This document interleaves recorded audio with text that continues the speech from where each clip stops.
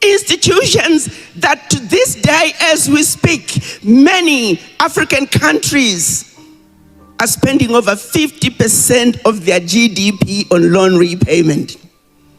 And yet our ministers, twice a year, they go to Washington to attend the World Bank meetings, to be told how to run their currencies, how to devalue their currencies, how to engage in policies that are detrimental to their own development, and they say, yes, master. They don't challenge them.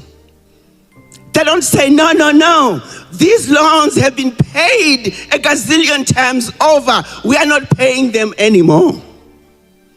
Our sister yesterday, Sister Dr. Obi, told us about a loan of $4 billion by Nigeria in 1974. To date, Nigeria has paid over 50 billion and they still owe. I happened to find a very interesting interview of Dr. Arikana Chiodori. Very interesting person, very strong woman. She's a medical doctor, an activist. She's a public speaker, a doctor, an educator, a diplomat. She also is the former permanent representative of the African Union to the United States. Very intelligent woman, excellent thinking. The type of woman to the caliber of Madame Naledi Pandor, Dr. Naledi Pandor. In fact, she was expelled from the African Union, expelled from her position because she spoke too many truths that they didn't like very much. Let's listen. An Africa with a single military, an Africa with a one central bank, one monetary policy, one currency, an Africa that had one trade union. Fast forward, 62 years later, going on 63, those wishes are yet to be realized. 2025, of the pillars of development that were discussed by our founding fathers in 1963, we've only been able to accomplish only one: the creation of the ECFA. Why is it that it has taken us this long to deliver on the wishes of our Pan-African fathers? The question goes even further. Why is it that even the most obvious things that we could do from the African Union level, for example, saying no visas for an African to travel around Africa, something so simple, the leaders could just go back to their parliaments and get it approved. To this day, we have not been able to do that. A friend of mine, one of the commissioners, once showed me a beautiful photograph. There were women on one side selling their tomatoes and their wares. There was what looked like a road, and there were other women on the other side. He said, "Ambassador, what do you see in this picture?" I said, "I see women doing their thing." He said, "Yes, Ambassador, women are doing their thing. But guess what happens? When the women on this side of the road run out of tomatoes, but the women on the other side still have tomatoes, the citizens of this side cannot cross over to buy the tomatoes on the other side because they need a visa." This is how ridiculous and insane the things that we do. We can take it even further. Let's go into our parliaments. Education, we have all been talking about the miseducation of the African. How tall is the mountain that we must climb to make this noise and speak this language and tell our leadership that we have been miseducated? Our curriculum has got to change. We need a more Pan-African curriculum. How long is it going to take us to change the curriculum? We talk about the institutions that were created after the European tribal wars in 1945. Institutions like United Nations, World Bank, IMF.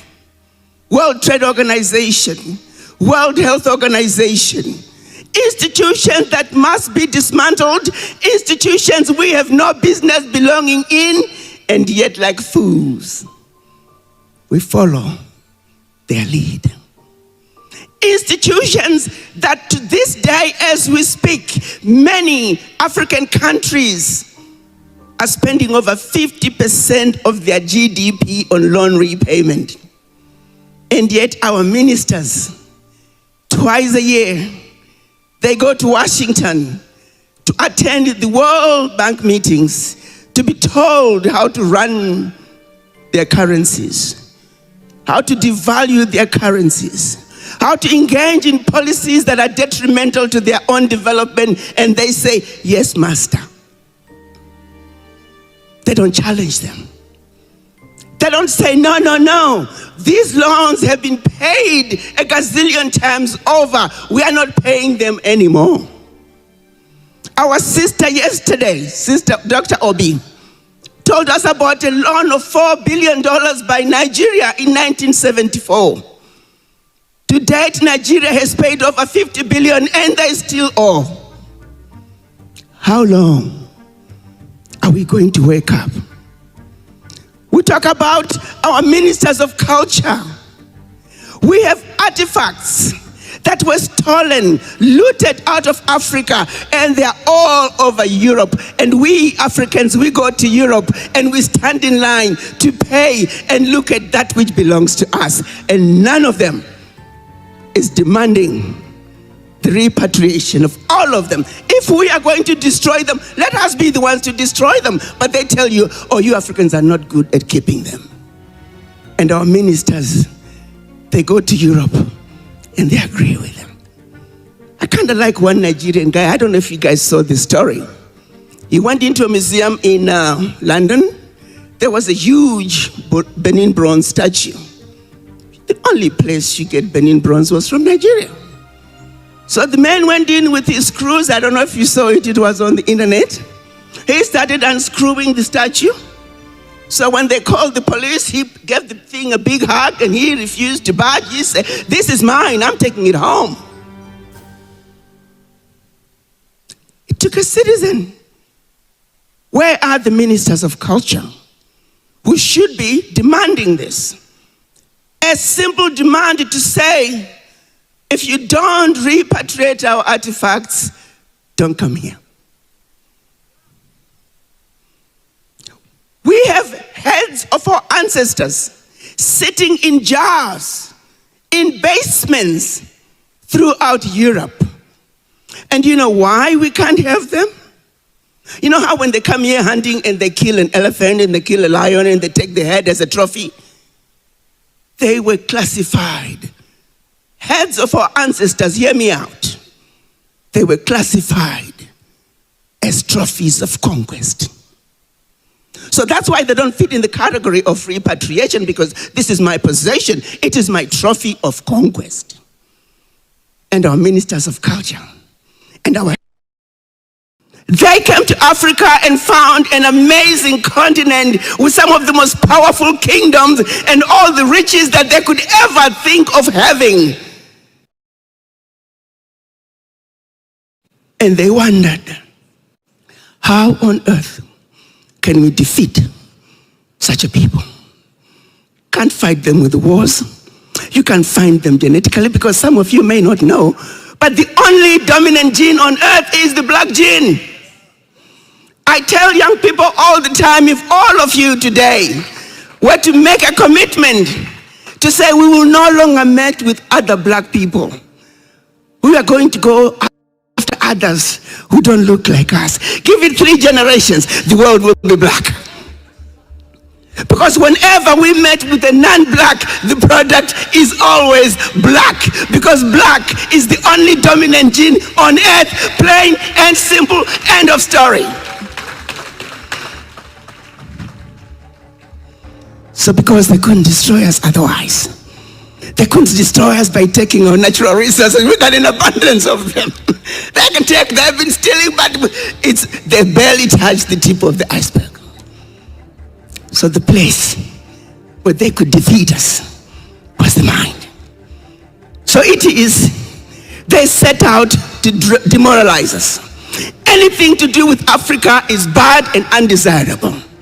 Encouraged us to look to their nations for all our needs, and belief and description and definition of that which is beautiful and desirable.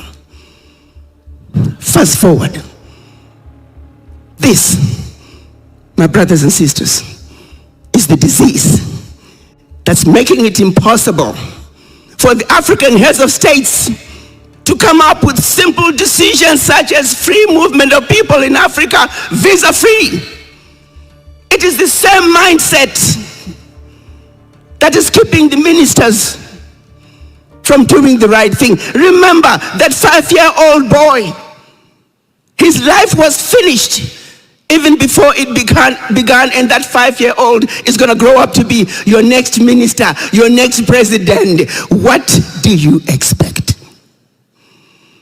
Like my niece, when she finally realized that she was suffering from the legacy of colonization, that was healing at a very profound level. But that was just the beginning. Decolonization 101 is about acceptance that you're sick. You're not only sick at home, you're not only sick in a doctor's office, you're not only sick in the ward in the hospital, you are sick in the intensive care and you need intensive healing. The question is, which lane are you? Are you in the lane that my niece ended up in after she realized that she had the disease? Are you in the lane where you don't think you have a problem, or I don't suffer from the disease of this colonization? Or are you in the lane where you don't even know there's something called Pan-Africanism? We are just in La La Land. The choice is yours. Healing yourself from the legacy of colonization is not going to be easy. You did not get to be of this mindset overnight. You are under some spell. You know, I'm here with my vice president of my organization, Damien Cook. He always talks about, Ambassador, it's like a computer software. It's always running in the background. We have that program running in our background. But until you realize that that program is there, and you gotta get rid of it, it will always, and I mean always, control everything that you do. So even when you become the CEO of a big Fortune 500 company, when you go to that boardroom, garbage in, garbage out. You must understand that as black people, we are under siege. The reason our incapability of being able to deal with issues like other nations do in a common sense leadership way, common sense governance, is because we were defeated where it matters the most, which is the mind. And until the mind heals, you see, as a medical doctor, I can't help you unless if you realize you're sick and you come to see me. So until you realize and accept that you are sick, you will not get the healing that you need. So when President Trump calls you to come to Washington to discuss trade, who is going to meet with President Trump? What mindset are you taking with you? Do you understand what's at stake? How much appreciation do you have of the geopolitics and how that geopolitics fits into your agenda? Your agenda as a nation, your agenda as the regional bloc, and your agenda as the African continent. Do you have your facts together? Do you understand what it takes? Are you well prepared? Because when you go to the negotiating table at any level, look at that negotiating table as a battlefield. It is a war that must be won. President Ramaphosa went to Washington totally unprepared, and they got trampled on. You know, when I was still at the AU, See, the Americans have, you got to realize that what we do is a game. This world that we live in is a game. You got to realize, is this checkers or is this chase? You see, you can't send your checkers players to participate in a game of chase. You got to realize every day of our existence, we are playing games from one place to another, different levels, but life is a game, and you must play to win. So it is.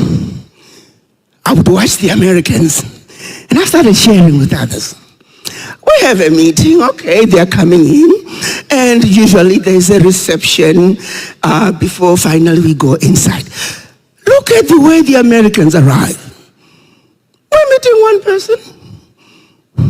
5, 6 SUVs pull up. But the way they pull up, they don't just drive slowly coming to a stop. When you see those cars coming, they don't look like they're going to stop. All of them, they're just coming. And the way they come out, those people opening the doors, they don't just get out of the cars. They jump out of the cars and those doors are swinging, bang, bang, bang, bang. And the people coming out are jumping out and they're walking over there and they're shaking your hand. That's all part of the intimidation. Are you with me? It's a game. They break you down before the meeting even begins. Can we not do that too? Yes, we can. But we won't go in passive. President Ramaphosa, Mr. President, do you know the game that we played? Without noticing it, they go into that Oval Office, lights out, television on, showtime.